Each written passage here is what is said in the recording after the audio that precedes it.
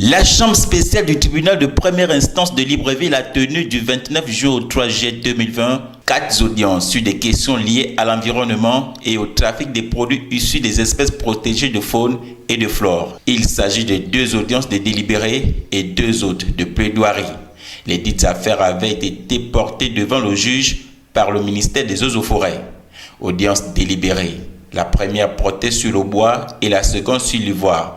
En effet, la société JSD, spécialisée dans l'exploitation forestière, est impliquée dans une affaire de trafic de Kevazingo, une essence interdite d'exploitation en forêt gabonaise. 2 représentants de cette entreprise avaient été arrêtés le 9 décembre 2019 pour exploitation de ce bois protégé.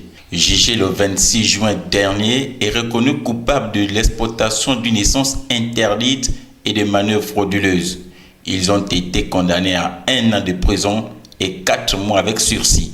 Une amende de 100 millions de francs CFA à payer à l'État gabonais leur a été infligée. La seconde affaire délibérée mettait en cause 2 trafiquants d'ivoire, Ignace Ngia Moussangou et Jidi Kael Lemi, avaient été appréhendés au mois d'octobre 2019 dans la province du Haut-Togoué, en possession de 2 points d'ivoire destinés à la vente. Le 26 juin dernier, ils ont été reconnus coupables de transport, de détention et de vente d'ivoire. Les 2 hommes ont été condamnés à 2 ans de prison, dont 1 avec sursis. Ils doivent payer une amende d'1 585 000 francs CFA et 1 million de francs CFA de dommages et intérêts. Audience des plaidoiries. 4 autres trafiquants pourraient être reconnus coupables le 10 juillet 2020. Il s'agit en effet de 2 affaires portant sur le trafic d'ivoire. Pour la première affaire, Savadogo et Daouda avaient été arrêtés au mois d'octobre 2019 en possession d'une pointe d'ivoire.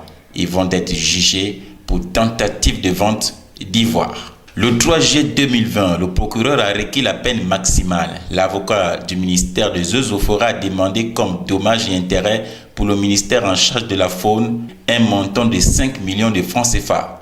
Pour la seconde affaire, il s'agit de Boas Traoré et Guy Ayimita qui avaient également été arrêtés pour trafic d'ivoire. Lors de leur procès, le procureur a requis la peine maximale alors que l'avocat a demandé 5 millions de francs CFA de dommages et intérêts.